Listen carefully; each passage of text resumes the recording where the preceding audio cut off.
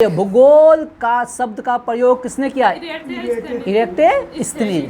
क्या हुआ? हो गया ना, चलो। भूगोल शब्द का प्रयोग इरेक्टोस्थनीज। भूगोल शब्द का प्रयोग भूगोल शब्द का प्रयोग इरेक्टोस्थनीज।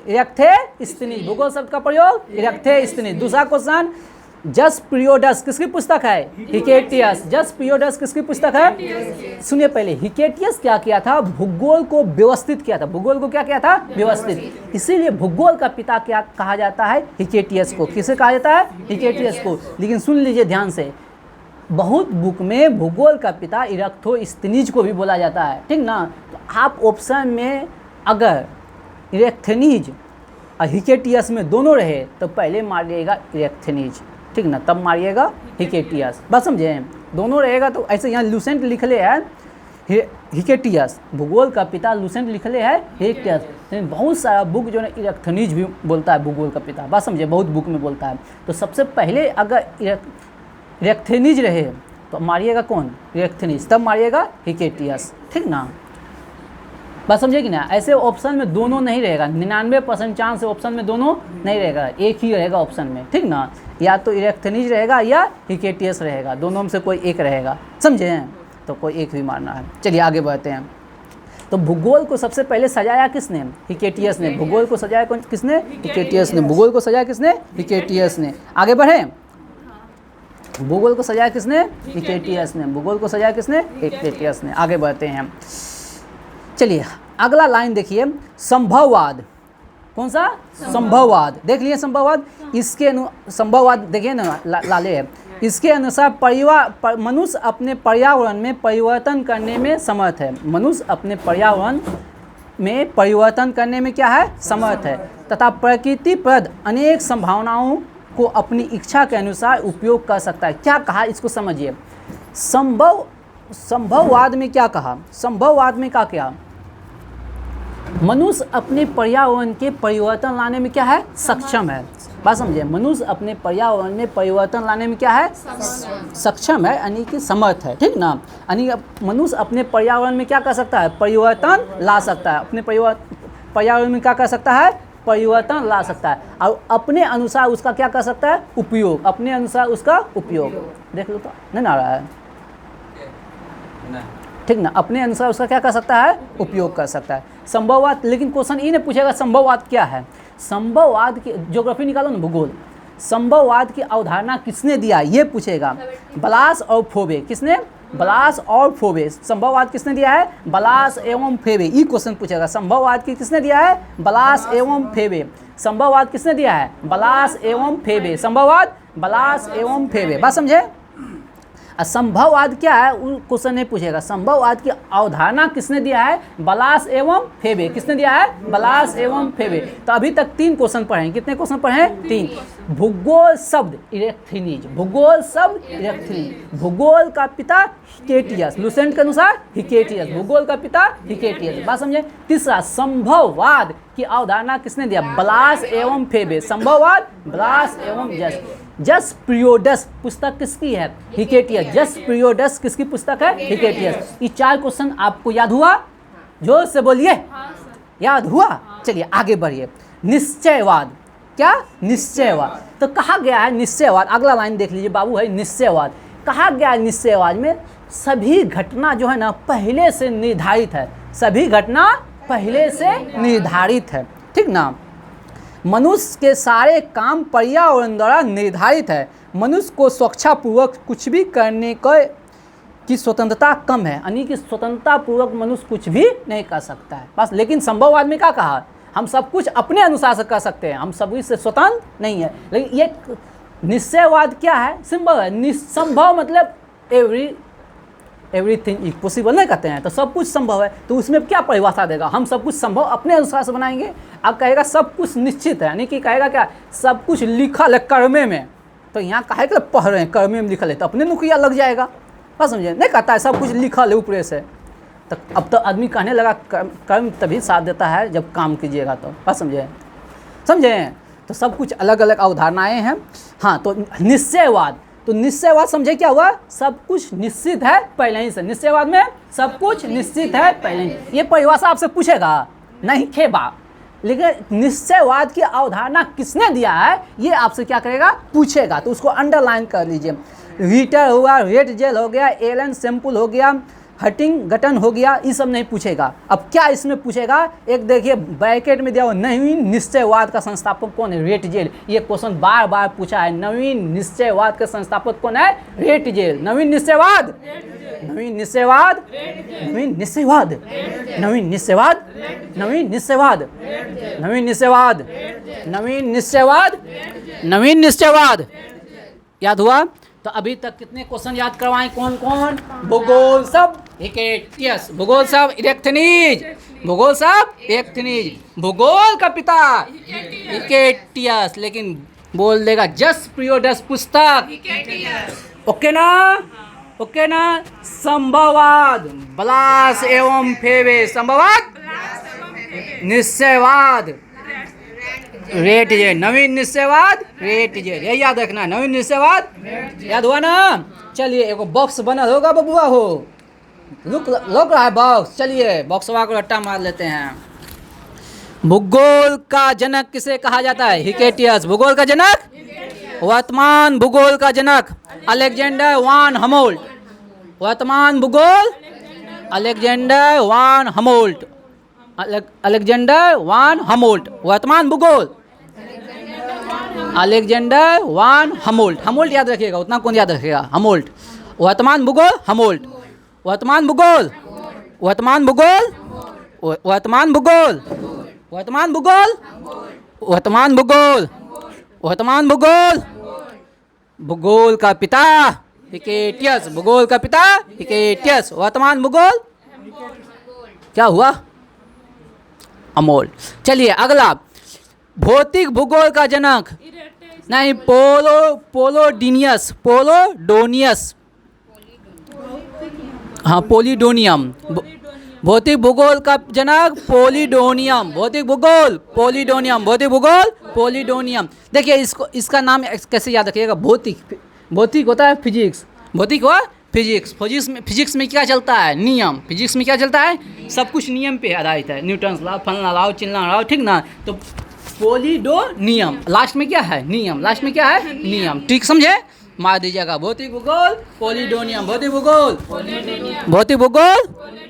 सांस्कृतिक भूगोल का जनक कार्ल ओ सावर। सांस्कृतिक भूगोल कार्ल ओ सावर। सांस्कृतिक भूगोल, सांस्कृतिक भूगोल, सांस्कृतिक भूगोल कार्ल ओ सावर। सांस्कृतिक भूगोल कार्ल ओ सावर। सांस्कृतिक भूगोल कार्ल ओ सावर। सांस्कृतिक भूगोल, सांस्कृतिक भूगोल कार्ल ओ सावर। सांस्कृतिक भूगोल कार्ल ओ सावर। सांस्कृतिक भूगोल कार्ल ओ सावर।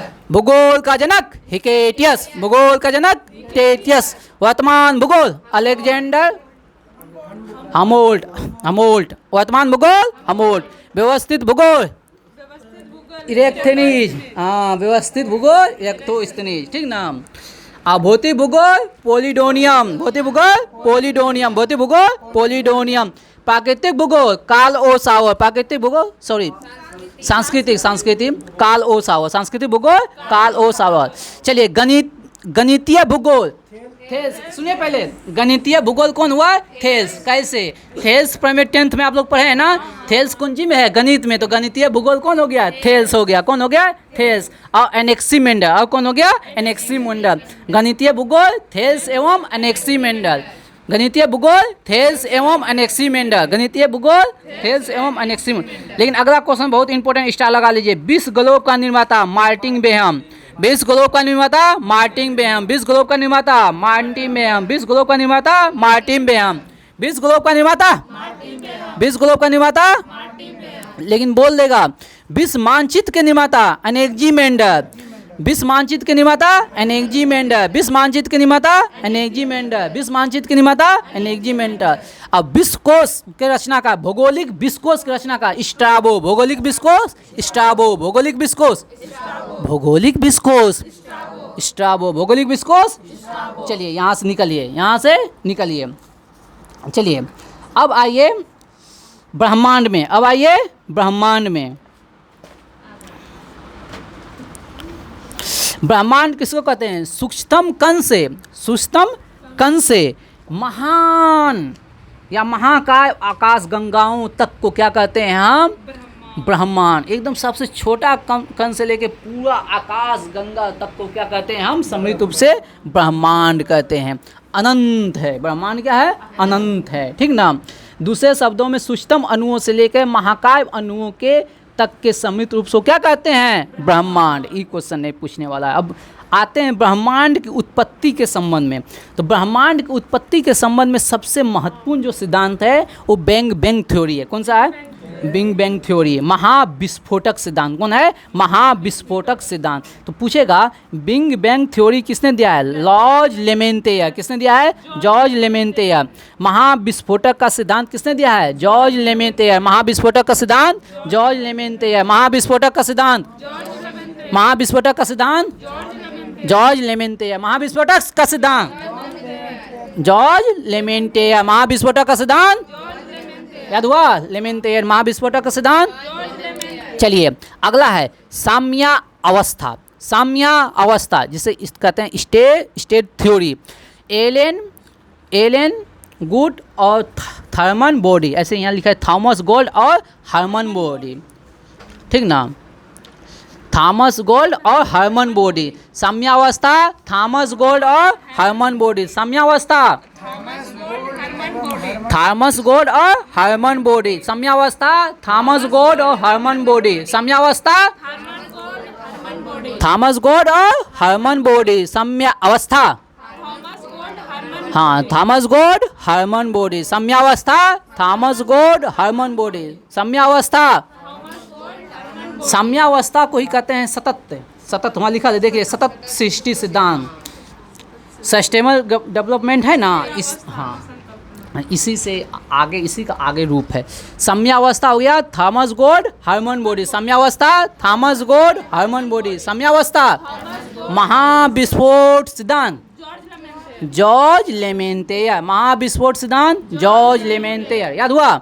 साम्यावस्था थॉमस गोल्ड हर्मन बॉडी। साम्यावस्था थॉमस गोल्ड हर्मन बॉडी। आगे बढ़े डोलन सिद्धांत एलन संडेजा। डोलन सिद्धांत एलन संडेजा। डोलन सिद्धांत एलन संडेजा। डोलन सिद्धांत एलन संडेजा। डोलन सिद्धांत एलन संडेगा। डोलन सिद्धांत एलन संडेगा, याद हुआ। चलिए आगे बढ़िए। तो कहता है ब्रह्मांड की उत्पत्ति के संबंध में महाविस्फोट सिद्धांत सर्वाधिक मान सिद्धांत है। सबसे जो अभी जितना भी सिद्धांत दिया है ब्रह्मांड की उत्पत्ति में, सबसे मान सिद्धांत कौन है? Big bang theory. बोलेगा ब्रह्मांड की उत्पत्ति किस सिद्धांत से हुआ है? तो महाविस्फोट सिद्धांत, उसी को कहते हैं बिग बैंग थ्योरी। बात समझे? किसने दिया है?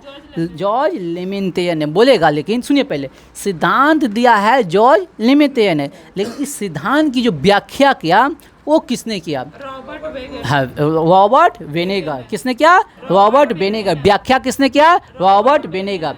बताइएगा, आराम से सुनिए, ठीक ना। महाविस्फोटक सिद्धांत जिसे कहते हैं बिग बैंग थ्योरी की व्याख्या किसने किया? रॉबर्ट वेनेगर। किसने? रॉबर्ट वेनेगर। याद रखना है वेनेगर, क्या याद रखना है? वेनेगर, ठीक ना। महाविस्फोट सिद्धांत की व्याख्या किसने दिया? वेनेगर। बात समझे? लेकिन महाविस्फोट सिद्धांत दिया किसने? लेमेंटेयर। किसने दिया? लेमेंटेयर। बात समझे कि नहीं? तो महाविस्फोट सिद्धांत है क्या? सुनिए, बोला गया जो ब्रह्मांड है एकांकी है, एकदम एक छोटा सा गोला का समूह है जिसमें अनंत ऊर्जा है। इसमें ऊर्जा क्या है? अनंत। देखिए वहाँ लिखल होगा, देखिए एक छोटे गोलक है जिसका आयतन अत्यधिक सूक्ष्म एवं तापमान और घनत्व अनंत। तापमान अनंत और घनत्व भी क्या है? अनंत है। तापमान क्या है? अनंत। बात समझे? इन्फिनिटी टेम्परेचर और डेंसिटी भी क्या है? बात समझे? लेकिन वो क्या है? एकांकी, एक छोटा है। उसी में जब विस्फोट हुआ ना, तो उसी से बना आकाशगंगा, उसी से बना तारा, उसी से बना पृथ्वी, उसी से बना उपग्रह, उसी के विस्फोट से। कहा कि उसमें टेम्परेचर क्या था? अनंत था। बात समझे? और डेंसिटी भी क्या था? अनंत था। इसीलिए वो बिखर के बहुत बड़ा बन गया। बात समझे? पहले ये सब क्या है? जो ग्रह है, उपग्रह है, सूर्य है, तारे हैं, सभी एक ही था, बाद में सब बना। बात समझे?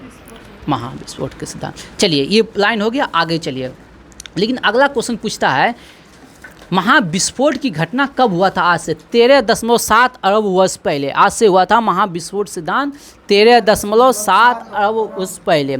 बात समझे, महाविस्फोट की घटना कब हुआ था? 7 अरब वर्ष पूर्व। कब हुआ था? 13.7 अरब वर्ष पूर्व। कब हुआ था महाविस्फोट सिद्धांत? 13.7 अरब वर्ष पूर्व। लेकिन अगला जो क्वेश्चन है अंडरलाइन कीजिए, 4.5 अरब वर्ष पूर्व सौरमंडल का विकास हुआ। ये क्वेश्चन पूछ दिया है आपके बिहार के एग्जाम में, या तो बिहार दरोगा में पूछा है, हाँ बिहार दरोगा या बिहार पुलिस, दोनों में कहीं ना कहीं ये क्वेश्चन पूछा है। अभी हम एग्जैक्ट नहीं बता सकते, लेकिन दोनों में कहीं नहीं पूछा है क्वेश्चन। कब हुआ है? 4.5 अरब वर्ष पूर्व सौरमंडल का विकास हुआ। यानी हमारे देखो बाबू, सौरमंडल के ही अंतर्गत तो हमारा पृथ्वी आता है। पृथ्वी भी एक ग्रह है, तो सौरमंडल और ग्रह की उत्पत्ति कब हुआ है? आज से 4.5 अरब वर्ष पूर्व। लेकिन उससे 13.7 वर्ष पहले ब्रह्मांड की उत्पत्ति हुआ। 13.7 वर्ष पूर्व ब्रह्मांड का महाविस्फोट सिद्धांत हुआ 13.7 अरब वर्ष पूर्व। लेकिन जो ग्रह या उपग्रह का जो निर्माण हुआ, सौरमंडल का जो निर्माण हुआ 4.5 अरब वर्ष पूर्व। कब हुआ? 4.5 अरब वर्ष पूर्व। ओके हो गया? बात समझे कि नहीं? कन्फर्म हुआ? चलिए आगे बढ़िए। चलिए अब यहाँ से बात निकलिए भारत का भूगोल में। और पहले हम क्या बोले हैं आप लोग को भूलने नहीं देंगे। हम क्या ख़त्म किए थे? विजयनगर साम्राज्य ख़त्म किए थे बउआ। विजयनगर साम्राज्य हम ख़त्म किए ना, तो अभी फटाक से हम 2 से 3 मिनट में विजयनगर साम्राज्य का सुपड़ा साफ करेंगे। निकालना नहीं, आप निकाल के बैठिए। कौन चीज़? भूगोल। क्या निकाल के बैठना है? भूगोल। जल्दी से निकालिए भूगोल, भारत का भूगोल। हाँ जल्दी से निकालिए भारत का भूगोल। क्या निकालना है? हाँ भारत का भूगोल। पानी पिलाइएगा कोई? भारत का भूगोल निकालिए फटाक से।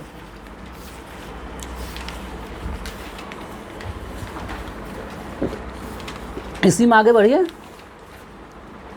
आप। हाँ नई बुक है ना? कौन का है देखो तो। नहीं का बुक है?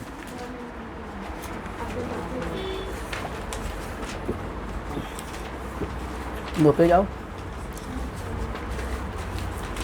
बस आगे आगे बढ़ गया, आगे बढ़ रही है। आगे आगे।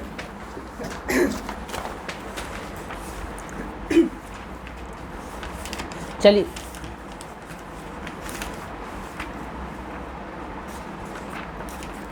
आप लोग निकालिए page number 110, new Lucent page number 110। चलिए अब पहले हम जो है ना, जो हम पढ़े हैं, देखिए जितना कम करें गम न करें, एक लाइन है, जितना कम करें गम न करें, लेकिन जो भी करें परफेक्ट करें। बात समझे? जो भी हम पढ़ेंगे उसको याद करते जाएंगे। और जो डिटेल जो है कन्फ्यूजन वाला, वो तो और एकदम हायर लेवल पे याद करेंगे, रिवीजन करेंगे। करत करत अभ्यास के जड़मती हो न सुजान, बकरी आवत जात के सिरपत परत निशान। चलिए फटाक से रिवीजन कर लेते हैं हम लोग विजयनगर साम्राज्य को। बताइए फटाफट सुन लीजिए, फटाफट रिवीजन कर लेते हैं। बताइए विजयनगर साम्राज्य का संस्थापक कौन है? हरियर बुक्का। कब? 1336 में। किसके शासनकाल में? MBT मोहम्मद बिन तुगलक के शासनकाल में। अपने पिता के नाम पे रखा संगम वंश। कौन? 4 वंश विजयनगर समाज में। कितने वंश? 4 वंश। कौन कौन? संगम, सुलूक, तुलु, अराविडु। बात समझे? संगम, सुलूक, तुलु, अराविडु। ठीक ना? ये सब एकदम आप लोग के होंठ पे हो गया है। चलिए अब एक एक खून में चलना चाहिए, जैसे खून में चलता है ना, और जी के खून में चलना चाहिए ऑक्सीजन की तरह। ठीक ना? हमारे शरीर में ऑक्सीजन कितना %? 65। पृथ्वी के भूपटल पर कितना? 40। बात समझे? चलिए ये हो गया। ऑक्सीजन जैसे है चलता है ना, ऑक्सीजन चलना चाहिए जी के। तो बताइए हरियर और बुक्का जो ना वारंगल के, हरियर और बुक्का जो है वारंगल के काकतीय वंश के प्रताप रुद्रदेव का सामंत था। बोलेगा हरियर और बुक्का जो भयवा था दोनों, वो किसके सामंत था? तो काकतीय वंश के प्रताप रुद्रदेव। शायद आप लोग जो है ना बाहुबली में काकतीय वंश आता है ना, बाहुबली में काकतीय वंश, रुद्रमा देवी आता है काकतीय वंश का। काकतीय वंश बोलता है ना रुद्रमा देवी। हाँ रुद्रदेव। तो बताइए रुद्रदेव है ना, किसके सामंत थे? रुद्रदेव के। हरियर और बुक्का किसके सामंत थे? रुद्रदेव। किसके सामंत थे? रुद्रदेव। किसके सामंत थे? रुद्रदेव। याद हो गया? और बताइएगा वेद मार्ग प्रतिष्ठान की उपाधि किसने धारण किया? वेद मार्ग प्रतिष्ठान की उपाधि किसने धारण की? बुक्का फर्स्ट। किसने धारण किया था? बुक्का फर्स्ट। वेद मार्ग प्रतिष्ठान की उपाधि किसने धारण किया? बुक्का फर्स्ट। क्यों? क्योंकि वेद को मानता था। वेद मार्ग का उपाधि धारण किया, इसका मतलब वेदों को मानता था। बात समझे कि? अगला महाराजा धीराज की उपाधि धारण किया था कौन? हरियर सेकेंड। हरियर सेकंड। महाराजा धीराज की उपाधि धारण किया था हरियर सेकंड। कौन धारण किया था? हरियर सेकंड। अब आइए निकोलो कोटी किसके शासनकाल में? देवराय द्वितीय। हाँ सॉरी प्रथम। निकोलो कांटी अब्दुल रज्जाक द्वितीय। हाँ अब्दुल रज्जाक द्वितीय, ठीक ना। निकोलो कोटी देवराय फर्स्ट। ये उपाधि धारण किया था कौन सा? इसका कोई उपाधि शायद नहीं दिया है। इमारी देवराय द्वितीय। इमारी देवराय द्वितीय। इन्होंने तुंगभद्रा नदी और हरिनन नदी पर बांध बनवाया था। देवराय पर तुंगभद्रा नदी और हरिन नदी पे क्या करवाया था? बांध बनवाया था। अब आइए देवराय द्वितीय जिसे कहते हैं इमाड़ी देवराय। देवराय द्वितीय को क्या कहते हैं? इमाड़ी देवराय। देवराय द्वितीय को क्या कहते हैं? इमाड़ी देवराय, ठीक ना। जिन्होंने एक उपाधि धारण किया था जग बटेकर, हाथियों का संरक्षक, ठीक ना। गज बटेकर की उपाधि धारण किया था लोग। कौन? देवराय द्वितीय। इसके शासनकाल में कौन आया था? अब्दुल रज्जाक। कौन आया था? अब्दुल रज्जाक। कौन? देवराय द्वितीय के शासनकाल में कौन आया था? अब्दुल रज्जाक, ठीक ना। और चलिए इसी के देवराय द्वितीय के शासनकाल में एक कवि आया था। कुछ नाम याद आ रहा है कवि का? कवि श्रीनाथ। कवि श्रीनाथ। कौन आया था? कवि श्रीनाथ। और इन्होंने जो है ना एक ग्रंथ लिखा था सुधा निधि। कौन सा ग्रंथ लिखा था? सुधा निधि। कौन सा ग्रंथ लिखा था? सुधा निधि। कौन सा ग्रंथ लिखा था? कौन? देवराय द्वितीय। कौन? देवराय द्वितीय। बात समझे? चलिए प्रो देवराय किसे कहा जाता है? प्रो देवराय मल्लिकार्जुन को। किसे कहा जाता है? Mallikarjun. Pro Devaraya Mallikarjun. Pro Devaraya Mallikarjun. Pro Devaraya Mallikarjun को कहा जाता है। चलिए अब आता है संगम वंश खत्म हुआ, अब सुलू वंश। सुलू वंश कौन? श्रु नरसिंह। श्रु वंश का संस्थापक श्रु नरसिंह। श्रु वंश का संस्थापक श्रु नरसिंह। श्रु वंश का संस्थापक श्रु नरसिंह। श्रु वंश का संस्थापक श्रु नरसिंह। तो श्रु वंश के बाद तुलु वंश। तुलु वंश का संस्थापक कौन आया? हाँ वीर नरसिंह। तुलु वंश का संस्थापक वीर नरसिंह। तुलु वंश का संस्थापक वीर नरसिंह। और इसी का सबसे महान विजयनगर समाज के सबसे महान शासक कृष्णदेवराय। सबसे महान शासक कृष्णदेवराय। विजयनगर समाज में चारों वंश में सबसे जो महान शासक हुआ ना कौन आया? कृष्णदेवराय। सबसे महान कौन हुआ? कृष्णदेवराय। बात समझे? सबसे महान कौन हुआ? कृष्णदेवराय। तो एक क्वेश्चन यहाँ से पूछता है बाबर के समकालीन कौन था? कृष्णदेवराय। अब बाबर नामा जो है बाबर की पुस्तक है उसमें भारत का सर्वश्रेष्ठ शासक बताया है किसको? कृष्णदेवराय को। किसको बताया है? कृष्णदेवराय को। और डोमिनियस पायस जो किसके दरबार में आया था? कृष्णदेवराय के। और कहाँ का यात्री था? पुर्तगाल का यात्री था। चलिए और इसमें अष्टदिग्गज सुने, अष्टदिग्गज और एक आता है अष्टप्रधान। बात समझिए? एक आता है अष्टदिग्गज, एक होता है अष्टप्रधान। अष्टप्रधान किसके शासनकाल में? शिवाजी। लेकिन अष्टदिग्गज कृष्णदेवराय। अष्टदिग्गज क्या है? 8 कवियों का जो है ना समूह है। 8 कवियों का समूह है। 8 कवियों का समूह है। चलिए ये हम ये रिवीजन कर लिए। इसी तरह हम जो पढ़ेंगे उसको रिवीजन 5 मिनट में बीच में करते रहेंगे। चलिए आगे बढ़िए। निकाल लिए? भारत निकाले हैं? नहीं दो उधर लूसेंट नया वाला है कि पुराना वाला? पेज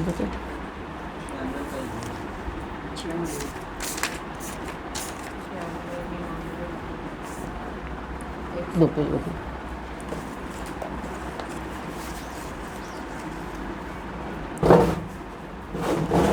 चलिए निकाल लिए। सबसे पहले समान जानकारी। भारत का भूगोल में समान जानकारी पढ़ते हैं। उत्तरी गोलार्ध। देखिए हम पृथ्वी को 2 रेखाएं बांटते हैं, एक हो गया अक्षांश, एक हो गया देशांतर। ऐसे जो रेखाएं हैं ये अक्षांश है। ऐसे जो रेखाएं हैं वो क्या है? अक्षांश। और ऐसे जो रेखाएं हैं वो क्या है? देशांतर। बात समझे? एक हो गया अक्षांश रेखाएं, अक्षांश वृत्त और देशांतर। तो अक्षांश हो गया ऐसे, ये वाला रेखाएं जो हो गया अक्षांश, ये वाला रेखाएं जो हो गया अक्षांश, और ये वाला रेखाएं जो हो गया देशांतर। बात समझे? 2 रेखाएं पृथ्वी को, 2 रेखाएं है पृथ्वी पर। एक हो गया अक्षांश, हो गया देशांतर। अक्षांश हो गया ऐसे वृत्त रूप में, ऐसे जो काटेगा अक्षांश हो गया। ऐसे जो काट रहा है, ऐसे जो काट रहा है वो कौन हो गया? देशांतर। बात समझे कि नहीं? बात समझ में आ गया? अक्षांश हो गया और देशांतर। ठीक। अब चलिए उत्तरी गोलार्ध जो है ना भारत का जो है, भारत का जो सीमा है, भारत को जो सीमा 8 degree 4 minute, 8 degree 4 minute, 37 degree 6 minute. यानी भारत का जो उत्तरी सीमा है, उत्तरी गोलार्ध है, उत्तरी है, वो 8 डिग्री 4 मिनट और 37 डिग्री 6, और दक्षिणी जो है, सॉरी नहीं वो माइनस नहीं, से है उत्तरी अक्षांश, उत्तरी अक्षांश कितना हो गया 8 डिग्री 4 मिनट से 37 डिग्री 6 मिनट। उत्तरी क्या हो गया 8 डिग्री 4 मिनट से 37 डिग्री 6, 8 डिग्री 4 मिनट से 37 डिग्री 6 मिनट। अब समझिए इसको, समझिए मैप कहाँ है मेरा, जो भारत है ऊपर हो गया जम्मू कश्मीर, भारत का ऊपर हो गया जम्मू कश्मीर, नीचे हो गया कन्याकुमारी, तमिलनाडु का कन्याकुमारी। तो 8 डिग्री 4 मिनट ऊपर हो गया 8 डिग्री 4 मिनट, नीचे हो गया 37 डिग्री 6 मिनट, सॉरी उल्टा हो गया, नीचे हो गया 8 डिग्री 4 मिनट, ऊपर हो गया 37 डिग्री 6 मिनट। भारत का जो सीमा है, भारत का सीमा बता रहे हैं अक्षांश के रूप में, तो ऊपर हो गया 37 डिग्री 6 मिनट और नीचे हो गया 8 डिग्री 4 मिनट। बात समझे कि नहीं, बात समझे, नीचे हो गया 8 डिग्री 4 मिनट, ऊपर हो गया। लेकिन भारत का अगर हम जल को भी, भारत की जल सीमा को भी ले लें तो भारत की सीमा हो जाएगा 6 डिग्री 4 मिनट। कितना हो जाएगा 6 डिग्री 4 मिनट, और उत्तर हो गया 37 डिग्री 6 मिनट। बात समझे कि ना, बात समझ में आ गया। अब देखिए जैसे पूरब में है, भारत के पूरब में अरुणाचल प्रदेश हो गया, पूरब में हो गया अरुणाचल प्रदेश, अब पश्चिम हो गया, सबसे लास्ट हो गया गुजरात। तो इसके भी जो देशांतर है, अब ऐसे काटेंगे, एक बार ऐसे काटे, अब ऐसे, तो देशांतरी विस्तार जो है ना, कौन सा विस्तार, देशांतरी विस्तार आगे जो दिया है 68 डिग्री 60 मिनट से 97 डिग्री 25, ये पूर्वी देशांतर के बीच है, ये देशांतरीय विस्तार होगा। कौन सा विस्तार हो गया, देशांतरीय। तो भारत का देशांतरीय विस्तार कितना हो गया 68 डिग्री 7 मिनट से 97 डिग्री 25 मिनट, 68 डिग्री 7 मिनट से 97 डिग्री 25 मिनट। बात समझे, याद हुआ। देशांतरी विस्तार कितना हो गया 68 डिग्री 60 मिनट से 97 डिग्री 25 मिनट। देशांतरीय विस्तार, देशांतरीय विस्तार कितना होगा बाबू 68 डिग्री 7 मिनट से 97 डिग्री 25 मिनट, ठीक ना। और अक्षांशीय विस्तार 8 डिग्री 4 मिनट से 37 डिग्री 6 मिनट। बात समझे, एक है अक्षांशीय विस्तार, एक हो गया देशांतरीय विस्तार। बात समझे कि नहीं, कोई दिक्कत। चलिए आगे बढ़िए। संपूर्ण भारत, देखिए लिख दिया है ना, संपूर्ण भारत 6 डिग्री 4, इसमें जो है ना भारत का जो अंडमान निकोबार है जल वाला क्षेत्र है, उसको भी क्या किया, शामिल कर लिया। भारत का जल वाला विभाग क्या किया, शामिल कर लिया। तो 6 डिग्री 4 मिनट से 37 डिग्री 6 डिग्री उत्तरी अक्षांश। कौन सा अक्षांश, उत्तरी अक्षांश। तो सुनिए बबुआ, एक एकदम सिंपल सा क्वेश्चन पूछता है, भारत की स्थिति बताएं। तो उत्तरी गोलार्ध, उत्तर पूर्वी गोलार्ध, उत्तर पूर्वी, देखिए ऊपर लिखल है उत्तरी गोलार्ध, ऊपर क्या लिखल है उत्तरी गोलार्ध, अब पूर्वी देशांतर। एकदम इजी क्वेश्चन यहाँ से पूछता है, आदमी फंस जाता है, कहेगा लूसेंट में नहीं, मैप पढ़िए। हाँ, लूसेंट को पढ़िए मैप से, बस समझे, मैप से लूसेंट को नहीं पढ़िए, लूसेंट को पढ़िए मैप से। तो भारत क्या हो गया उत्तरी गोलार्ध में, कौन सा गोलार्ध, गोलार्ध बोलेगा तो उत्तरी गोलार्ध, और देशांतर बोलेगा तो पूर्वी देशांतर। बात समझे, कौन सा गोलार्ध, उत्तरी गोलार्ध, और देशांतर पूर्वी देशांतर। बात समझेंगे ना, भारत की स्थिति समझ में आ गया, उत्तरी गोलार्ध और पूर्वी देशांतर। भारत उत्तरी गोलार्ध पूर्वी देशांतर, भारत उत्तरी गोलार्ध पूर्वी देशांतर। 8 डिग्री 4 मिनट 37 डिग्री 6 मिनट, ये क्या हो गया अक्षांश हो गया, ये क्या हो गया अक्षांश। और देशांतर क्या हो गया 68 degree 7 minute 97 degree 25 minute. Okay, clear हो गया, क्लियर समझे नहीं, अक्षांश देशांतर समझ में आ गया ना। भारत की स्थिति है उत्तरी अक्षांश पूर्वी देशांतर, उत्तरी अक्षांश पूर्वी देशांतर। इजी क्वेश्चन पूछता है, आपको फंसाता है, आपको गिराएगा कहाँ, जहाँ आप जानते हैं, एकदम इजी क्वेश्चन, हेडिंग से पूछेगा। बस समझे, आप पढ़ रट लिया, यहीं से क्वेश्चन आप पूछ दिया, लाइन रट लिया और यहीं से क्वेश्चन पूछ दिया, आप फिर भी फंसा देगा। तो इसलिए कम पढ़ना है, लेकिन एकदम बढ़िया से पढ़ेंगे, एकदम परफेक्ट तरीका से। चलिए, संपूर्ण Bharat 6 degree 4 minute 37 degree 6 minute, ठीक ना। अब चलिए आगे बढ़िए। भारत का क्षेत्रफल कितना है बबुआ 32 लाख।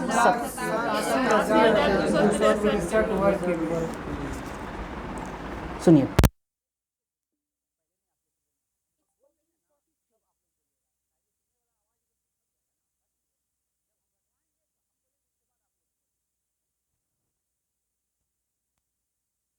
चलिए हाँ 32,87,263 वर्ग किलोमीटर। भारत का क्षेत्रफल कितना है? 32,87,263 वर्ग किलोमीटर। भारत का क्षेत्रफल 32,87,263 वर्ग किलोमीटर। भारत का क्षेत्रफल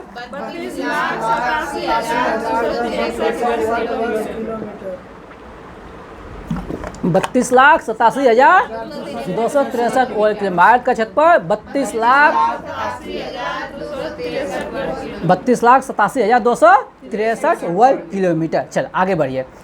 भारत का क्षेत्रफल दृष्टि से कौन सा स्थान है? क्षेत्रफल में 7वां स्थान है, जनसंख्या में दूसरा। अब तो पहला हो गया है, अब तो पहला हो गया जनसंख्या में। हाँ नहीं रहने दीजिए दूसरे, बात समझे। अभी जनगणना होगा ना, अभी जनगणना नहीं ना हुआ है यहाँ का।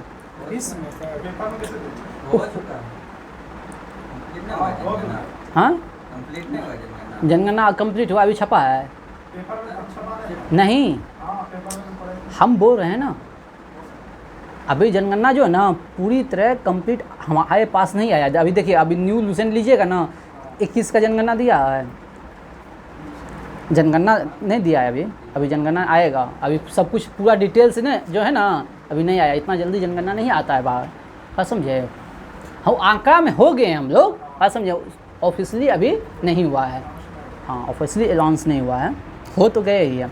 चलिए, तो भारत से बड़े 6 देश कौन कौन है? 1 नंबर पे रूस, 1 नंबर पे रूस, 2 नंबर पे कनाडा, 1 नंबर पे कौन हो गए? रूस, 2 नंबर पे कनाडा, 1 नंबर पे रूस, 2 नंबर पे, 3 नंबर पे चीन, 3 नंबर पे, 4 नंबर पे यूएसए, 4 नंबर पे यूएसए, 4 नंबर पे यूएसए, 5 नंबर पे ब्राज़ील, 5 नंबर पे ब्राज़ील, 5 नंबर पे, 6 नंबर पे ऑस्ट्रेलिया। सुनिए पहले, भारत का क्षेत्रफल में स्थान कौन सा है? 7वां।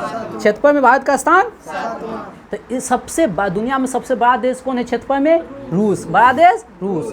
तो रूस के जस्ट सामने जाइएगा ना, रूस के जस्ट सामने जाइएगा कौन है? कनाडा। रूस के जब सामने जाइएगा कनाडा, बात समझिए। और रूस से दूसरे तरफ जाइएगा ना चीन, एक तरफ सामने जाइएगा तो कनाडा, दूसरे तरफ जाइएगा तो मान लीजिए हम है क्या? रूस, हम हैं रूस। इधर जाइएगा तो कनाडा, इधर जाइएगा तो चीन, बात समझे।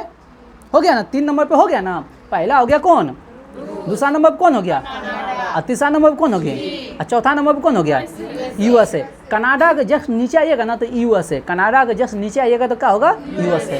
कनाडा के जस्ट नीचे आइएगा तो क्या होगा? यूएसए। तो 4 को याद हो गया, 4 को याद होगा, रूस, कनाडा, चीन, यूएसए। 5वां नंबर पे कौन आता है? ब्राज़ील। 5वां नंबर पे दक्षिण एशियाई देश, सॉरी दक्षिण अमेरिका का देश है, दक्षिण अमेरिका का देश है। ब्राज़ील जो है दक्षिण अमेरिका का देश है, ठीक ना। तो 5वां नंबर पे हो गया ब्राज़ील, 5वां नंबर पे ब्राज़ील, 5वां नंबर पे ब्राज़ील, 6ठा नंबर पे ऑस्ट्रेलिया। कुछ बोल रहा है? 6ठा नंबर पे और 7वां नंबर पे अपना प्यारा भारत, 7वां नंबर पे, 8वां नंबर पे अर्जेंटीना, 8वां नंबर पे अर्जेंटीना, 8वां नंबर पे। तो सुनिए पहले, ध्यान से सुनिए, ध्यान से, आराम से। इधर पहला हो गया रूस, फिर हो गया फिर हो गया फिर उसके नीचे यूएसए, फिर उसके नीचे आइएगा ना ब्राज़ील, उसके नीचे ब्राज़ील, उसके बाद ऑस्ट्रेलिया। ऑस्ट्रेलिया हो गया, फिर सबसे नीचे ऑस्ट्रेलिया हो गया, भारत से नीचे है ऑस्ट्रेलिया, वहाँ एकदम सबसे नीचे है, ठीक ना, सबसे नीचे ऑस्ट्रेलिया। फिर हो गया ऑस्ट्रेलिया, उसके बाद भारत, उसके बाद अर्जेंटीना। चलिए ये हो गया क्षेत्रफल में, ये हो गया क्षेत्रफल में।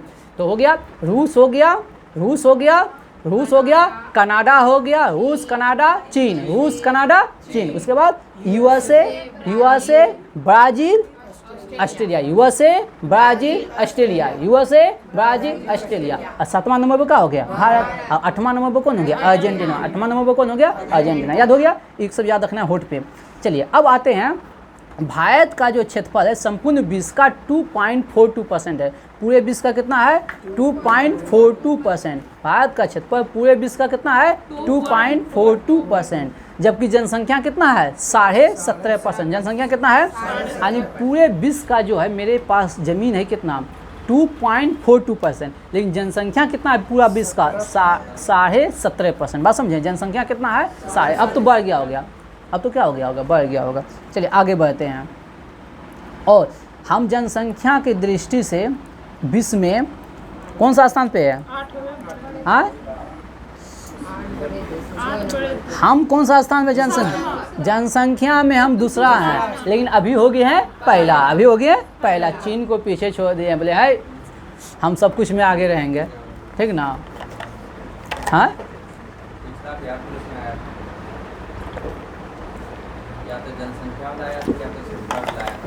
चलिए अब जनसंख्या में एक नंबर पे भारत, जनसंख्या में एक नंबर पे, 2 नंबर पे चीन, 2 नंबर पे, 3 नंबर पे यूएसए, 3 नंबर पे यूएसए, 3 नंबर पे यूएसए, 4 नंबर पे इंडोनेशिया, 4 नंबर पे इंडोनेशिया। सुन लीजिए, अब रुक जाइए, सुनिए।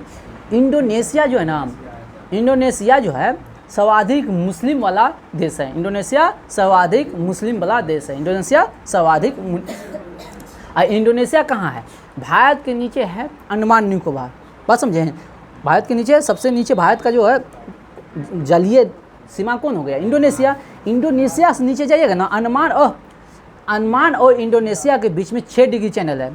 अंडमान और इंडोनेशिया के बीच में कितना डिग्री है? 6 डिग्री का है, ठीक ना? यानी कि अंडमान निकोबार के नीचे है इंडोनेशिया, बात समझे कि ना? तो 1 नंबर पे कौन हो गया? भारत जनसंख्या में। 2 नंबर पे कौन हो गया?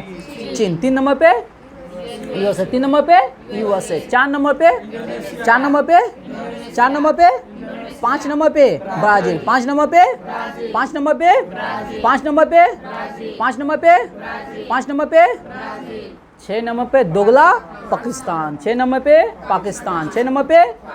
अब उस 7 नंबर पे उसका भाई बांग्लादेश। पाकिस्तान और बांग्लादेश, बांग्लादेश अलग कहाँ से हुआ है? पाकिस्तान से ही ना, 71 में, बात समझे? बांग्लादेश जो अलग हुआ है पाकिस्तान से ही हुआ है, ठीक ना, 71 में। उसके बाद कौन? बुश। उसके बाद 1 नंबर पे क्षेत्रफल में, लेकिन यहाँ कौन नंबर पे? सबसे लास्ट, बात समझे कि नहीं? तो फिर से हम 3-3 के ग्रुप में याद करेंगे। कितने ग्रुप में याद करेंगे? 3। तो 1 नंबर पे कौन हो गया? भारत। 2 नंबर पे कौन हो गया?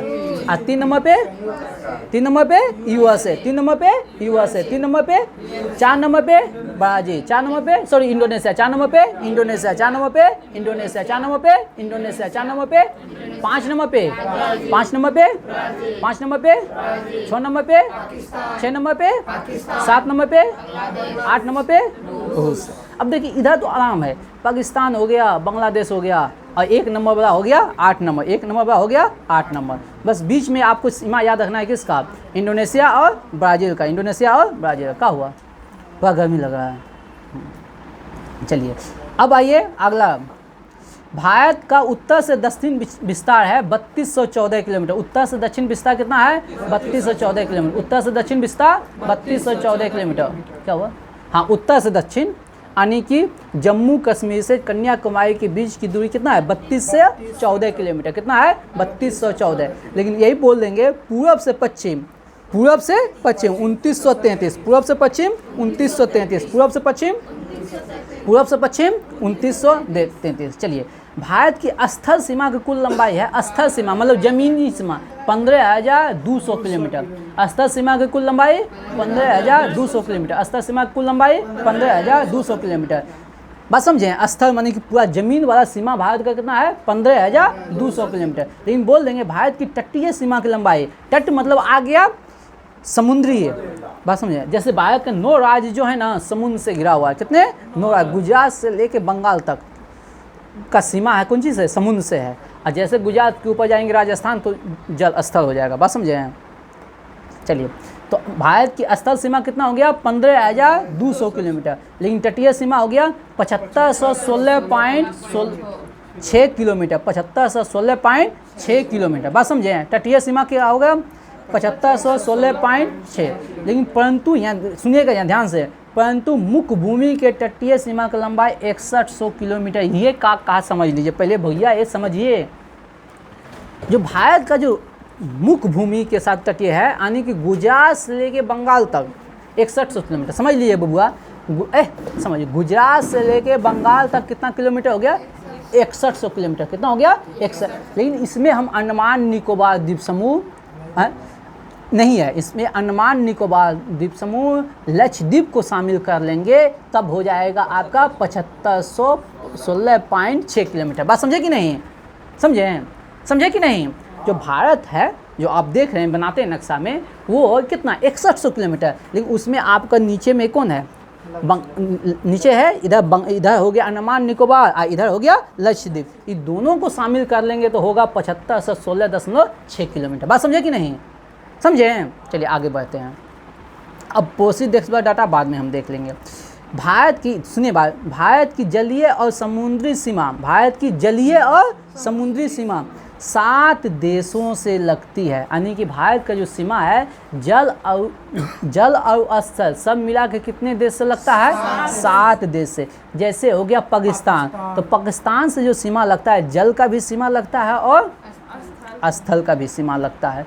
जल का छोटा सा लगता है ना। अब तो उसके बाद हो गया मालदीव, उसके बाद हो गया मालदीव, उसके बाद हो गया मालदीव, मालदीव हो गया, श्रीलंका हो गया, बांग्लादेश हो गया, म्यांमार हो गया, थाईलैंड हो गया और इंडोनेशिया। इस सारा देश का जो सीमा लगता है जल और समुद्री, जलीय समुद्री सीमा कितने देश के साथ? 7 देशों। जलीय समुद्री सीमा कितने देशों के साथ? जलीय समुद्री सीमा 7 देशों के साथ। जलीय समुद्री सीमा यानी कि भारत का जो समुद्री या जलीय सीमा कितने देशों के साथ है? 7 देशों के साथ है। कौन कौन हो गया? पाकिस्तान हो गया, मालदीव हो गया, श्रीलंका हो गया, बांग्लादेश, म्यांमार, थाईलैंड और इंडोनेशिया। चलिए आगे बढ़िए। तो एक क्वेश्चन पूछेगा, भारत की जल और स्थल सीमा, जल और यानी कि जल भी सीमा और स्थल दोनों सीमा कितने देशों से लगता है? ना वो जलीय सीमा था, उसमें जलीय या समुद्रीय सीमा था 7 देशों के साथ, ठीक ना? जलीय या समुद्रीय, ठीक ना?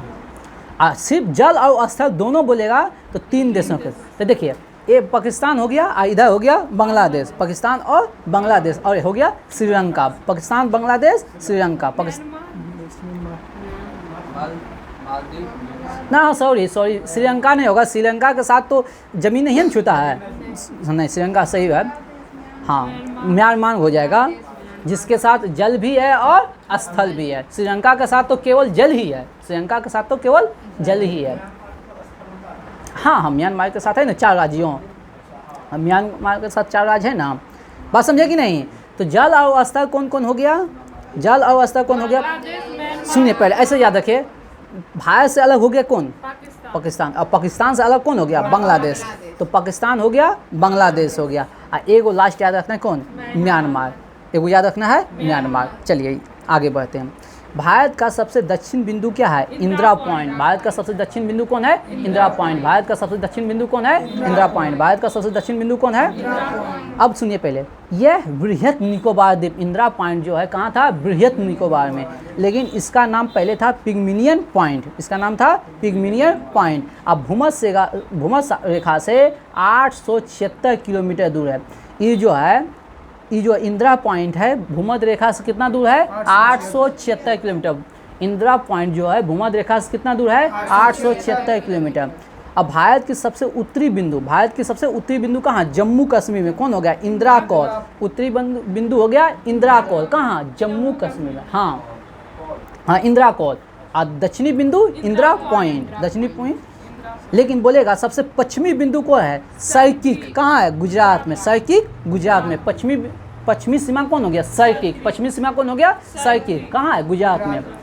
पश्चिमी सीमा सर्किक कहाँ है? गुजरात में। लेकिन बोल देंगे पूर्वी सीमा कौन है? की बीतू, अरुणाचल प्रदेश में, की बीतू। बात समझे? पूर्वी सीमा कौन है? की बीतू। बात समझे? तो भारत के ऐसे समझिए, भारत के सबसे उत्तर में कौन हो गया? इंदिरा पॉइंट।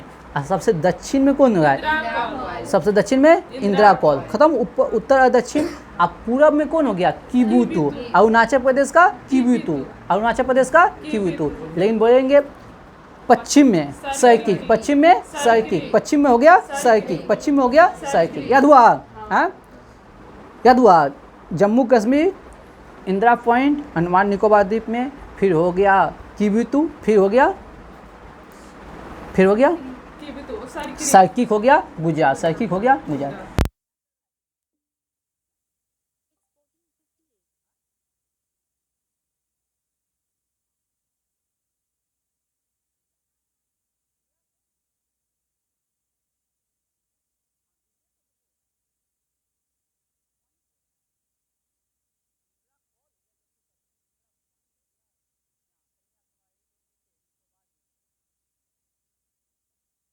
चाहिए ना। चलिए हो गया, चारों सीमा हो गया। हाँ चलिए फिर से एक बार कर लें। जम्मू कश्मीर में कौन हो गया? Indira call, Indira call. और नीचे अंडमान निकोबार में हो गया इंदिरा पॉइंट। और अरुणाचल प्रदेश में हो गया किबितु। और उधर हो गया सरक्रिक गुजरात, सरक्रिक गुजरात। चलिए आगे बढ़िए। अगला एक देख लीजिए, कोबाला पॉइंट कहाँ है? मुंबई। कोबाला पॉइंट मुंबई, कोबाला पॉइंट मुंबई, कोबाला पॉइंट मुंबई। लेकिन बोल देगा पॉइंट कालीमेर कहाँ है? Tamil Nadu. Point Calimere Tamil Nadu, point Calimere Tamil Nadu, point Calimere Tamil Nadu. अब पॉइंट पेड्रो जाफना कहाँ है? श्रीलंका। जाफना श्रीलंका के उत्तर पूर्व में है। पॉइंट पेड्रो कहाँ है? जाफना में। पॉइंट पेड्रो कहाँ है? जाफना में। पॉइंट कोबाला कहाँ है? मुंबई। पॉइंट कोबाला कहाँ है? मुंबई। पॉइंट कोबाला कहाँ है? अब पॉइंट कालीमेर कहाँ है? तमिलनाडु। पॉइंट कालीमेर कहाँ है? तमिलनाडु। चलिए अब भारत और चीन के बीच कौन सा सीमा है? मैकमोहन। कब खींचा गया?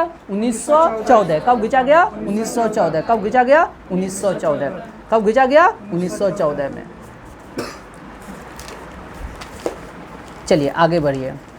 भारत और अफगानिस्तान के बीच कौन सा रेखा है? डुरैंड रेखा। कब? 1896 में। बात समझ लीजिए। और ये लगभग जो है ना 106 किलोमीटर है। कितना किलोमीटर है? भारत और अफगानिस्तान के बीच जो सीमा रेखा है कौन है? डुरैंड रेखा। कितना किलोमीटर है? तो भारत का जो पीओके है, पाक अधिकृत कश्मीर क्षेत्र है, वो है। बात समझिए। इसीलिए कहा भारत का जो पाक अधिकृत कश्मीर है उससे सीमा बनाता है कौन? अफगानिस्तान। इसलिए बहुत बुक जो लिखता है, हाँ पाकिस्तान, सुन लीजिए क्यों लिखता है, बहुत बुक में आप देखते होंगे डुरैंड रेखा पाकिस्तान। हम बता देते हैं उसका रीजन, बता देते हैं, हम बता देते हैं। डुरैंड रेखा जो लिखता है पाकिस्तान और अफगानिस्तान के बीच में, क्योंकि अभी पीओके जो है वो किसके कब्जा में है? पाकिस्तान के कब्जा में। पीओके किसके कब्जा में है? पाकिस्तान के कब्जा में। इसीलिए लिख देता है पाकिस्तान और अफगानिस्तान। भारत कहता है मेरा है, अब पाकिस्तान कहता है मेरा। बात समझे कि नहीं? लेकिन अभी वो कब्जा में है किसका? पाकिस्तान का। बात समझिए। लेकिन वो हिस्सा है किसका? भारत का। वो हिस्सा किसका है? बात समझ में आ गया? क्लियर हो गया? चलिए तो डुरैंड रेखा का निर्माण कब हुआ था? 1896। डुरैंड रेखा 1896। डुरैंड रेखा 1896। डुरैंड रेखा 1896। डुरैंड रेखा 1896 इसी में लिखा है। अब यह रेखा अफगानिस्तान और पाकिस्तान के बीच में लिख दिया है ना। अब क्यों? तो समझ में आ गया। चलिए अब भारत और पाकिस्तान के बीच में कौन सा रेखा है? Red Cliff. कब? 1547 में। हाँ 1947, 1500 बोला गया 1947। CJ रेडक्लिफ, CJ रेडक्लिफ द्वारा निर्धारित किया गया था। ठीक ना। अब चलिए भारत और नेपाल के बीच में कौन सी नदी सीमा बनाती है? काली नदी। भारत और नेपाल के बीच काली नदी। भारत और नेपाल के बीच काली नदी। भारत और नेपाल के बीच काली नदी। भारत और नेपाल के बीच काली नदी। तो बोल देगा काली नदी किस देश में बहती है? भारत और नेपाल के बीच में सीमा बनाती है, लेकिन वो नेपाल की नदी है। किसकी नदी है? नेपाल की नदी है। कहाँ नदी है? नेपाल की नदी है। चलिए अब भारत और म्यांमार को अलग करता है पटकई की पहाड़ियाँ। कौन सी पटकई पहाड़ियाँ? पटकई की पहाड़ियाँ जो है, पटकई की जो पहाड़ियाँ है भारत और म्यांमार को अलग करती है। पटकई की पहाड़ियाँ भारत और म्यांमार को अलग करती है। ऐसे आप लोग याद रखिएगा, म्यांमार की जो प्रमुख पर्वत है कौन जानते हैं? आराकामा। आराकामा। और वहाँ की प्रमुख जो नदी है इरावदी नदी है। कौन सी है? इरावदी नदी है। और म्यांमार कब आज़ाद हुआ था? 4 जनवरी 1948 को। 4 जनवरी 1948 को। और एक क्वेश्चन है, लेकिन भारत से म्यांमार जो अलग हुआ था 1935 के भारत शासन अधिनियम द्वारा भारत से अलग हुआ था। लेकिन वो आज़ाद जो हुआ 4 जनवरी 1948 से, वो भारत का ही भाग था। म्यांमार जो था पहले भारत का ही भाग था। बात समझिए। चलिए आगे बढ़ते हैं। अगला क्वेश्चन बहुत इंपॉर्टेंट है, वो अंडरलाइन कर लीजिए। दक्षिण में श्रीलंका भारत से पाक जल संधि और मन्नार की खाई द्वारा अलग होता है। तो एक क्वेश्चन पूछ देता बाबू, पाक जल संधि, पाक जल संधि किसके किसके बीच है? जैसे आता है पाक ने तो आदमी मार देता है पाकिस्तान। बात समझिए। लेकिन पाक जल संधि किसके बीच है? भारत और श्रीलंका के बीच में। लेकिन ऑप्शन में देखने के साथ में आता है क्या? पाकिस्तान। नाम है पाक जल संधि। ठीक ना। तो भारत और श्रीलंका के बीच है। भारत और श्रीलंका के बीच है। इसी जो है ना पाक जल मडु मड है, इसी के बीच में क्या है? राम सेतु। इसी में है राम सेतु, यहीं पे है क्या, राम सेतु। बात समझे कि नहीं समझे? चलिए आज का सेशन यहीं रखते हैं, किसका, लूसेंट का। बात समझे, लूसेंट का यहीं रखते हैं। लेकिन हम तुरंत जो है ना, सबसे पहले हम रिवीजन कर लेते हैं फिजिक्स का। फिजिक्स में जो कुछ बातें था उसका रिवीजन फटाफट कर लेते हैं। बताइए, मनुष्य की अधिकतम श्रवण क्षमता कितना होता है? मनुष्य सबसे ज़्यादा जो है ना 95 डेसिमल को सुन सकता है। मनुष्य सबसे ज़्यादा 95 डेसिमल को सुन सकता है।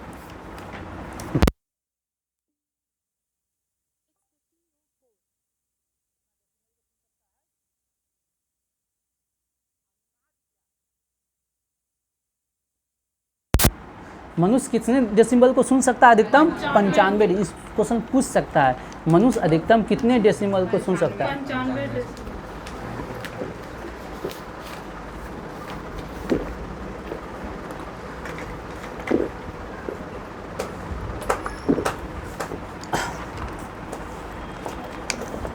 देखो, अनुनाद क्या है? जो भी वस्तु है उसकी स्वाभाविक आवृत्ति, जो उसका ओरिजिनल आवृत्ति है, अब बाय बल की आवृत्ति दोनों समान हो। जो कोई वस्तु है उसकी स्वाभाविक आवृत्ति, जो ओरिजिनल आवृत्ति है, और उस पर जो हम बल लगाएं उसकी आवृत्ति अगर बराबर हो तो उसका आयाम क्या होता है? आयाम क्या हो जाएगा? बढ़ जाएगा। उसका आयाम क्या हो जाएगा? आयाम बढ़ना मतलब डब डब डब डब एकदम ऊपर कंपन करेगा। बस समझे? इसीलिए पुल पहले नॉर्मल हिलेगा। अब हम लोग बाइक चलाते हैं, पुल पे जाते हैं, गंगा पुल पे, तो अगर ट्रक गुजरता है ना तो पुल क्या होता है? कंपन। और वही जो है ना, अगर बहुत जो ट्रक जा रहा है उसकी आवृत्ति और पुल की आवृत्ति अगर दोनों बराबर हो जाएगा, पुल बहुत ज़्यादा वाइब्रेट करने लगा, जिससे टूटने का खतरा बढ़ जाएगा। बात समझे? तो जो वस्तु है उसकी आवृत्ति अब बाह्य बल की आवृत्ति अगर बराबर हो तो आयाम क्या होता है? बढ़ जाता है। आयाम क्या होता है? बढ़ जाता है। इसी घटना को क्या कहते हैं? अनुनाद। ये देखा गया था द्वितीय विश्व युद्ध के दौरान, जब सैनिक एक साथ जो पुल को पार करता था, बहुत पुल क्या हो जाता था? धंस जाता था, टूट जाता था। बस समझे? रेडियो में जो घरघराने लगता है वो भी किसी घटना है? अनुनाद की घटना है। ये हम लोग पढ़े थे। अब है व्यतिकरण। व्यतिकरण में क्या है? समान आवृत्ति, समान आवृत्ति या समान आयाम एक जगह पे मिलता है तो वहाँ ऊर्जा का क्या होता है? पुनः वितरण होता है। समान आवृत्ति या समान आयाम कि दो कण अगर एक जगह मिलता है तो वहाँ ऊर्जा का क्या होता है? पुनः वितरण हो जाता है। इसी घटना को हम क्या कहते हैं? हाँ, व्यतिकरण। इसी घटना को क्या कहते हैं? व्यतिकरण। अब एक हफ्ता से हम रिविजन नहीं करवाए हैं, 10 दिन से रिविजन नहीं कराए हैं। विद्युत चुंबकीय तरंग कौन कौन नहीं है? तो कैथोड किरण, किनार किरण, अल्फा किरण, बीटा किरण, ध्वनि और परासव। बात समझे? कौन कौन है बाबू? कौन कौन विद्युत चुंबकीय तरंग नहीं है? मैग्नेटिक वेव नहीं है। कौन कौन हो गया? Cathode, canal. कैथोड हो गया, केनाल हो गया, अल्फा हो गया, बीटा हो गया और ध्वनि हो गया, परासव हो गया। बात समझे? कॉस से कैथोड, कॉस से केनाल। एगो हो गया अल्फा, एगो बीटा। ध्वनि तो आप लोग जानिए रहे हैं, ध्वनि तो आप लोग पहले से जान रहे हैं। ध्वनि अनुदैर्ध्य यांत्रिक तरंगे है। बात समझे? मीन और हो गया एक एक्स्ट्रा याद रखना है, पराश्रव तरंग। ये बहुत दिन से पहले हो गया था लेकिन बीच में नहीं आए थे, आज हम ला लिए। चलिए, भी बराबर क्या होता है? N lambda. भी बराबर क्या होता है? N lambda. याद रखिए, भी बराबर क्या होता है? अच्छा, एक बात बताइए, चाल, ध्वनि की चाल किस पे निर्भर करता है? प्रत्यास्थ और घनत्व पे। ध्वनि की चाल जो निर्भर करता है किस पे? प्रत्यास्थ और घनत्व पे। ध्वनि की चाल जो निर्भर करता है किस पे? प्रत्यास्थ और घनत्व पे। ध्वनि की चाल निर्भर करता है प्रत्यास्थ और घनत्व पे। बताइए, हवा में ध्वनि की चाल 332 मीटर प्रति सेकंड। हवा में ध्वनि की चाल 332 मीटर प्रति सेकंड। हवा में ध्वनि की चाल 332 मीटर प्रति सेकंड। लेकिन हम बोल देंगे जल में 1483, जल में 1483, जल में ध्वनि की चाल 1483 और लोहा में 5130, लोहा में 5130, लोहा में 5130। बताइए, जब ध्वनि एक माध्यम से दूसरे माध्यम में जाएगा तो क्या अपरिवर्तित रहेगा? आवृत्ति। क्या अपरिवर्तित रहेगा? बुक नहीं देखना है, क्या चेंज रहेगा? आवृत्ति। क्या चेंज रहेगा? आवृत्ति। जब एक माध्यम से दूसरे माध्यम में जाएगा तो चेंज क्या होगा? आवृत्ति चेंज नहीं होगा, आवृत्ति चेंज नहीं होगा। बताइए फ्रीक्वेंसी, फ्रीक्वेंसी, ठीक ना। एक बात बताइए, ध्वनि की चाल पे दाब का क्या प्रभाव होगा? ध्वनि की चाल पे दाब का कोई प्रभाव नहीं होगा, ध्वनि की चाल पे दाब का कोई प्रभाव नहीं। लेकिन ध्वनि की चाल तापमान बढ़ने से बढ़ेगा और तापमान घटने से घटेगा। ध्वनि की चाल एक टेम्परेचर जो बढ़ेगा 0.1 डिग्री ताप बढ़ने पर ध्वनि की चाल, हाँ ध्वनि के तापमान 1 डिग्री बढ़ने पे उसकी चाल 0.61 मीटर पर सेकेंड बढ़ जाएगा। बस समझे, अगर ध्वनि के टेम्परेचर वातावरण का 1 डिग्री बढ़ा तो उसका चाल कितना बढ़ जाएगा? 0.61 मीटर प्रति सेकेंड। और याद रखिएगा चाल जो है ना, ध्वनि की चाल जो है घनत्व का क्या होता है? व्युत्क्रमानुपाती होती है। ध्वनि की चाल घनत्व का क्या होता है? व्युत्क्रमानुपाती। यानी घनत्व अधिक है, अगर घनत्व अधिक है तो चाल कम, घनत्व अधिक है तो चाल कम, और घनत्व कम है तो चाल ज़्यादा। बात समझे, याद रखिएगा। चलिए अब निकालिए विविध, अब फटाक से निकालिए विविध। विविध निकालिए फटाक से।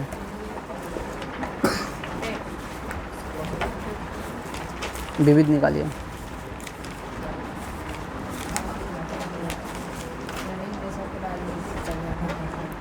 वो हो गया, निकालिए। प्रमुख देशों के राष्ट्रीय पशु और पक्षी, चैप्टर नंबर 15 विविध में निकालें। ऑस्ट्रेलिया, निकालें बाबू। हो ऑस्ट्रेलिया हो गया कंगारू, ऑस्ट्रेलिया हो गया, ऑस्ट्रेलिया हो गया कंगारू। ऑस्ट्रेलिया का राष्ट्रीय पशु क्या हो गया? कंगारू। कनाडा का गांजा ईगल, कनाडा का राष्ट्रीय पशु क्या हो गया? गांजा ईगल, गंजा गंजा गंजा गंजा ईगल। हाँ, कनाडा का गांजा ईगल, कनाडा का गांजा eagle. Canada, Japan ibis, Japan ibis, Japan ibis, Japan ibis. लेकिन बोल देंगे New Zealand kiwi, New Zealand kiwi, New Zealand kiwi, New Zealand. लेकिन बोल देंगे United Kingdom, United robin redbreast, robin redbreast. United Kingdom robin redbreast, United Kingdom. बाघ, भाग भारत, कभी कभी भारत तो भूल जाइएगा आप लोग, ठीक ना। चलिए एक बार फिर से देख लीजिए। ऑस्ट्रेलिया का क्या हो गया? ऑस्ट्रेलिया का, कनाडा का, कनाडा का गंजा eagle, Japan, New Zealand, United Kingdom robin redbreast, Bharat. चलिए अब आइए प्रमुख देशों के विमान एजेंसियां, प्रमुख देशों के विमान एजेंसियां। चलिए आइए जो हम बोलेंगे उसी में अंडरलाइन कर लीजिएगा। देखिए 7 नंबर अंडरलाइन कीजिए। ओलंपिक एयरवेज ग्रीक का है, ओलंपिक एयरवेज ग्रीक का, बाकी के सब नामे में आंसर है। बात समझिए। अब देखिए एरियाना अफगान एयरलाइंस, एरियाना कहाँ का है? अफगान, याद रखिएगा। एरियाना कहाँ का है? अफगान का। एरियाना कहाँ का है? अफगान का। एरियाना कहाँ का है? अफगान का। अगला है Queensland and Northern Territory Aerial Services, कहाँ का? ऑस्ट्रेलिया का। तो सिंपल याद रखिए, क्वींसलैंड कहाँ का है? ऑस्ट्रेलिया का। क्वींसलैंड एयरलाइंस कहाँ का है? ऑस्ट्रेलिया का। क्वींसलैंड एयरलाइंस कहाँ का है? ऑस्ट्रेलिया का। अगला है नेशनल बेल्जियम एयरलाइंस, नामे है बेल्जियम तो बेल्जियम में हो जाएगा। अगला है यूनियन ऑफ म्यांमार, नामे है म्यांमार तो इसको छोड़ दीजिए। ईस्ट अफ्रीकन एयरवेज है तो अफ्रीके है। एयर फ्रांस है तो फ्रांसे है, इसीलिए हम जो अंडरलाइन करवाएंगे वही याद रखिएगा। ओलंपिक एयरवेज कहाँ का हो गया? ग्रीक का। Olympic Airways Greek. एथेंस, कहीं कहीं ऑप्शन में क्या मिलेगा? एथेंस मिलेगा। क्या मिलेगा? एथेंस, ठीक ना। कैथी पैसिफिक, याद रखिएगा 8 नंबर, कैथी पैसिफिक एयरवेज, एक हांगकांग। कैथी पैसिफिक एयरवेज कहाँ का है? हांगकांग का। कैथी पैसिफिक एयरवेज कहाँ का है? हांगकांग का। कैथी पैसिफिक एयरवेज कहाँ का है? हांगकांग का। कैथी पैसिफिक एयरवेज कहाँ का है? हांगकांग का। कैथी पैसिफिक एयरवेज कहाँ का? नहीं निकला रे, निकला हांगकांग का, ठीक ना। अगला लिखिए अगला गरुड़, गरुड़ कहाँ का है? इंडोनेशिया। गरुड़ एयरवेज कहाँ का है? इंडोनेशिया। गरुड़ एयरवेज कहाँ का है? इंडोनेशिया। Garuda airways Indonesia. अगला मिडिल ईस्ट, सबसे ज़्यादा पूछने वाला क्वेश्चन, मिडिल ईस्ट 28 नंबर। मिडिल ईस्ट लेबनान का है। मिडिल ईस्ट कहाँ का है? लेबनान का। Middle East airways Lebanon. Middle East airways Lebanon. Middle East airways Lebanon. Middle East airways Lebanon. Middle East airways Lebanon. Middle East airways Lebanon. अगला देख लीजिए, एरोफ्लोट, ये भी खूब पूछता है। एरोफ्लोट 27 नंबर रूस। एरोफ्लोट रूस का है। एरोफ्लोट एयरवेज कहाँ का है? रूस का है। एरोफ्लोट कहाँ का है? रूस का है। एरोफ्लोट कहाँ का है? एरोफ्लोट कहाँ का है? एरोफ्लोट कहाँ का है? अगला स्विस, तो जानते हैं स्विट्जरलैंड को कहते हैं। अगला इरिबिया, स्पेन का। इरिबिया Airways Spain. इरिबिया Spain. इरिबिया Airways Spain. इरिबिया Spain. इरिबिया Spain. इरिबिया इरिबिया इरिबिया इरिबिया इरिबिया इरिबिया इरिबिया Copa Panama. Copa Panama. Copa Panama. Copa Panama. Copa Panama. Copa Panama. Copa Panama. Copa Panama. Lufthansa Germany. Lufthansa Airways Germany. Lufthansa Germany. Lufthansa Germany. याद हुआ रे? Lufthansa Lufthansa Lufthansa. Copa Copa Copa Copa Copa इरिबिया इरिबिया इरिबिया इरिबिया इरिबिया इरिबिया इरिबिया इरिबिया। याद हुआ? चलिए दीजिए। अब चलिए speedy की ओर चलते हैं। पूछ लेते हैं, 10 मिनट टाइम है ना, 10 मिनट पूछ लेते। टाइम नहीं रहेगा तो ये लोग पूछेगा अपना।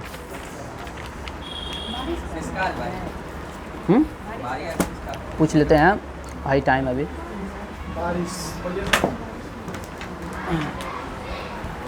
कितने ब्लैक होल हो गए हैं?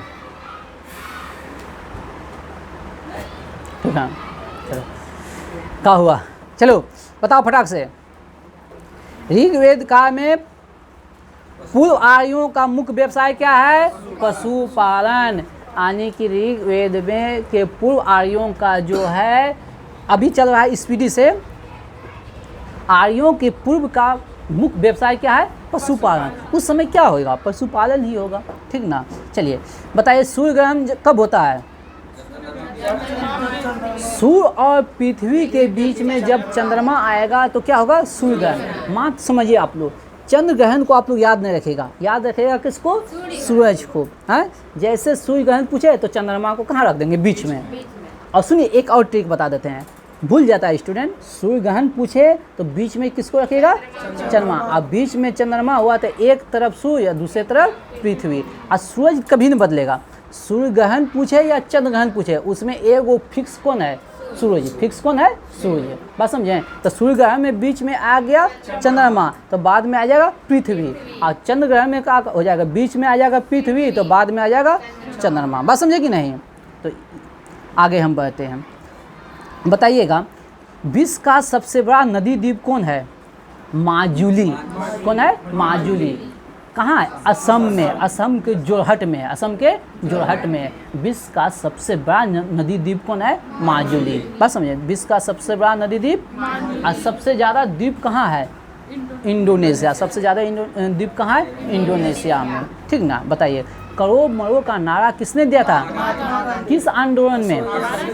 भारत छोड़ो आंदोलन में। किस आंदोलन में? भारत छोड़ो आंदोलन में। हाँ तो बोलो। अब भारत छोड़ो आंदोलन कब हुआ था? 1942। 8 अगस्त 1942 को। ठीक ना? चलिए आगे बढ़िए।